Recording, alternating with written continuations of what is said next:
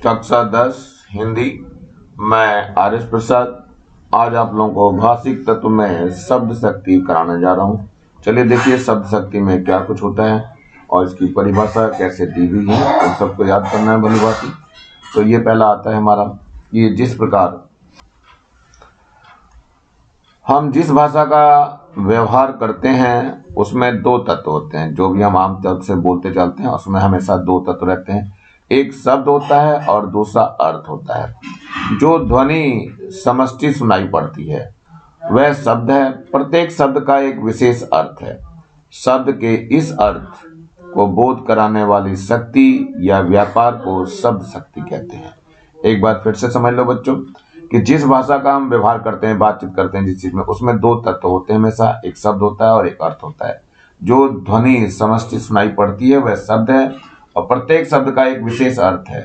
तो शब्द के इस अर्थ को बोध कराने वाली शक्ति या व्यापार को शब्द शक्ति कहते हैं। चलिए शब्द कोश के अनुसार क्या है ये? शब्द की शक्ति उसके अंतर्निहित अर्थ को व्यक्त करने का व्यापार है।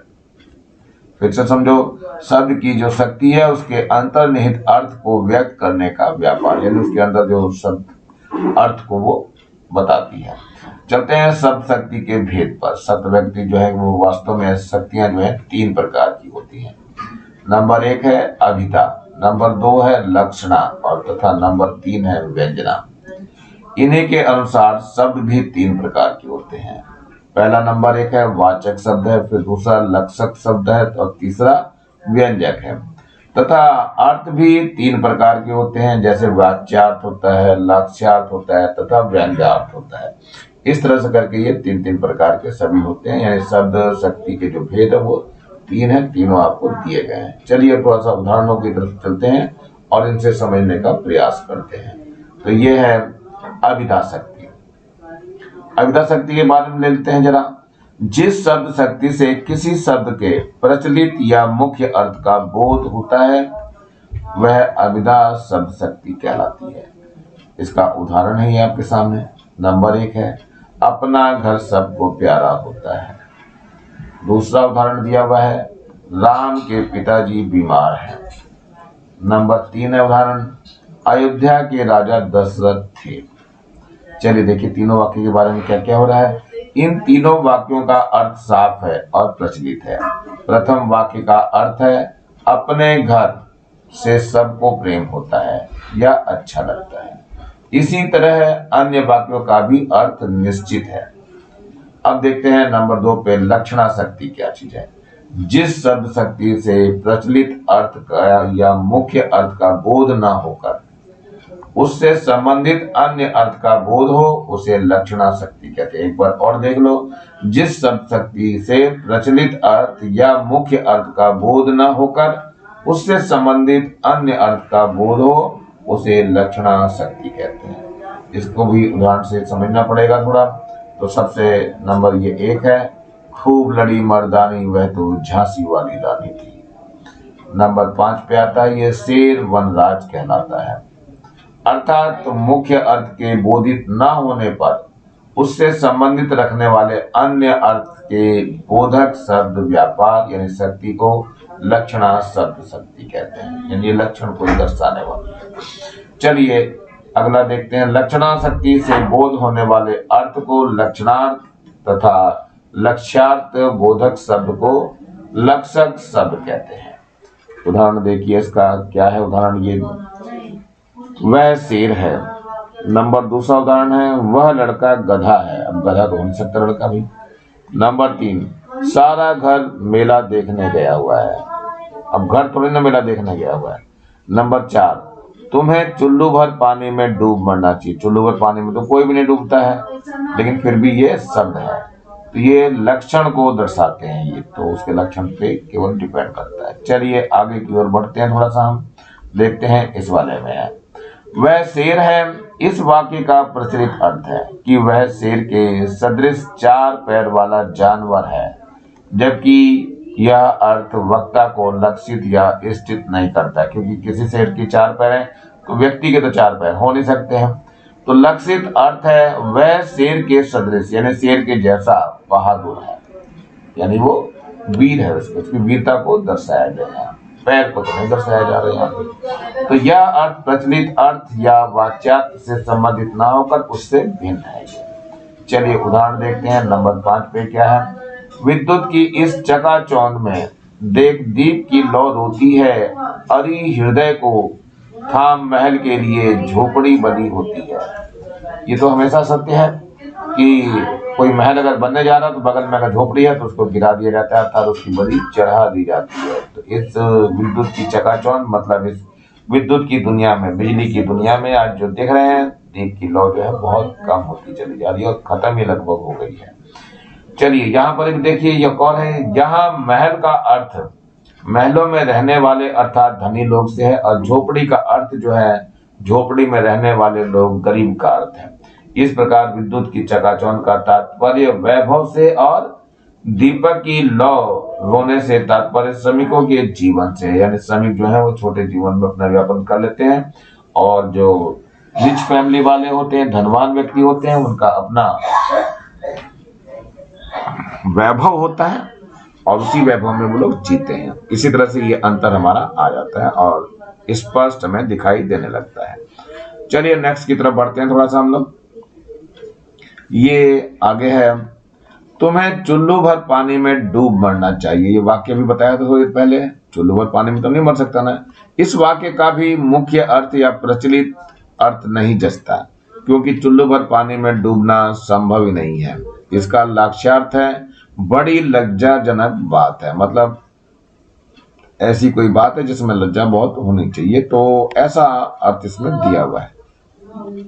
अब अगला देखिए, सिंहासन हिल उठे, राजवंशों ने भ्रिकुटी तानी थी, बूढ़े भारत में भी आई फिर से नई जवानी थी। यानी सिंहासन हिल उठे हैं, राजवंशों ने भ्रिकुटी तान ली, भ्रिकुटी अंदर भाव है तान ली है। बूढ़े भारत में, भारत थोड़ी ना बूढ़ा हो गया फिर से नई जवानी आ गई, तो ऐसा नहीं है इसके अंदर। चलिए अगला देखिए क्या है। गंगा का पथ रोक इंद्र ने गज के गज को आड़े हुए हैं। अड़े हुए हैं ये, गंगा का पथ रोक इंद्र के गज के गज जो अड़े हुए हैं, ऐसा कुछ दिया हुआ। तो देखो, प्रस्तुत दोनों उदाहरणों के प्रचलित अर्थों का बोध कराना कवि का लक्ष्य नहीं है। क्या है? सिंहासन हिल उठे हैं से तात्पर्य है अंग्रेजों की गद्दी खतरे में आ गई है। यहाँ ऐसा नहीं कि सिंहासन ही अपने आप डोलने लग गया है, बेचारा कोई गिरने वाला उस पर बैठ नहीं सकता।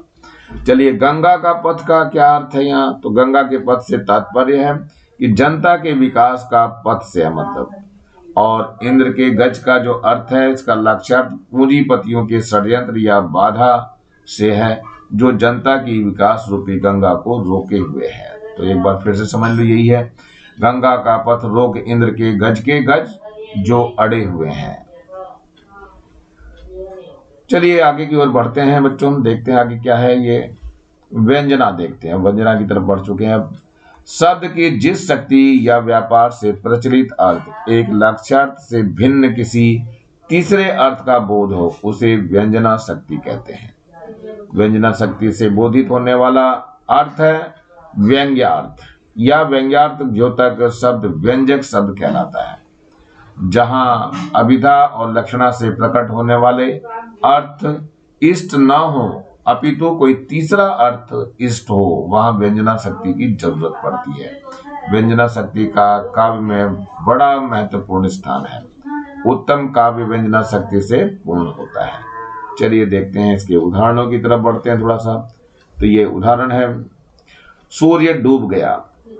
सूर्य डूब गया, इस वाक्य का प्रचलित या मुख्य अर्थ है सूरज का लाल लाल गोला छिद्र में छिप गया, किंतु इसका अर्थ प्रसंगानुसार भिन्न भिन्न व्यक्ति अलग अलग रूपों में ग्रहण कर लेते हैं। चरवाहे के लिए अर्थ है चरते हुए मवेशियों को घर ले जाना चाहिए।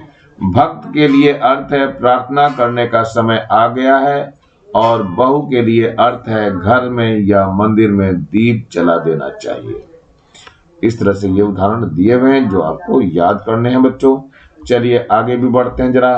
काव्य के उदाहरण, काव्य इसके बिना जो है अधूरा रह जाता है। तो चलो देखते हैं क्या है। नंबर 1 है इसका, गौरी पूजनी जननी पठाई, करत प्रकाश फिरत फुलवाई। इन पंक्तियों का सीधा अर्थ है कि गौरी पूजा के लिए सीता जी को मां ने भेजा है। वह वहां फुलवारी में प्रकाश करती हुई विचरने लगी, किंतु इन पंक्तियों से जो अन्य अर्थ ध्वनिरत हो रहा है वह है सीता जी की अनन्य सुंदरता। वह इतनी गोरी है कि जहां जहां फुलवारी में जाती है वहां वहां प्रकाश सा हो जाता है। यह अर्थ व्यंजना शक्ति द्वारा बोधित होता है। इससे काव्य की सुंदरता और बढ़ जाती है, अर्थात उसमें चार चांद लग जाते हैं। चलिए आगे की ओर बढ़ना चालू करते हैं हम लोग। ये है अगला नंबर 2। रहीमन पानी राखिए बिन पानी सब सोन, पानी गए न उबरे मोती मानुष चोर। तो इस उदाहरण में भी पानी शब्द का अर्थ मोती के प्रसंग से, यानी प्रसंग में चमक, मनुष्य के संदर्भ में लज्जा और चूने के संदर्भ में पानी है। पानी शब्द के इस भिन्न भिन्न अर्थ की प्रतीति व्यंजना शक्ति से होती है। तो ये व्यंजना शक्ति के बिना ये नहीं हो सकते हैं, और इस शक्ति के होने से काव्य में बहुत सुंदरता आ जाती है। तो ये आगे और बढ़ते हैं, जरा ये अगला भी उदाहरण देख लेते हैं क्या है। उदयाचल से बाल हंस फिर उड़ता अंबर में, अवदत्त फैल स्वर्ण पंखों से हम भी करते द्रुत मारुत से बात। यहाँ हंस शब्द के रूढ़ अर्थ हैं। नंबर 1 है हंस एक पक्षी है, नंबर 2 है हंस सूर्य है, नंबर 3 है बाल हंस से तात्पर्य नवोदित सूर्य है, और आप बड़े वो हैं, ये भी इसके अंदर दिया हुआ है। तो ये बच्चों आपका शब्द शक्ति खत्म हो रहा है, और इसी के साथ जो है नीचे लाल रंग का ये बटन दिखाई दे रहा है, इसको दबा करके सब्सक्राइब कर लेंगे, और मेरे चैनल को लाइक करेंगे, कमेंट सेक्शन में कमेंट जरूर करेंगे आप लोग, और ज्यादा से ज्यादा बच्चों को शेयर करेंगे जिससे ज्यादा बच्चों को फायदा हो सके, और इस बेल आइकन को भी दबा लेंगे जिससे कि नया वीडियो डालो तो उसका नोटिफिकेशन आप लोगों को तुरंत मिल सके। और मेरे वीडियो को देखने के लिए आप लोगों का बहुत बहुत थैंक्स। इसी के साथ मैं आर एस प्रसाद सर आज का वीडियो यहीं समाप्त करता हूँ। मिलता हूँ फिर से नई उमंग के साथ नए वीडियो में। थैंक यू, तब तक के लिए जय जवाहर।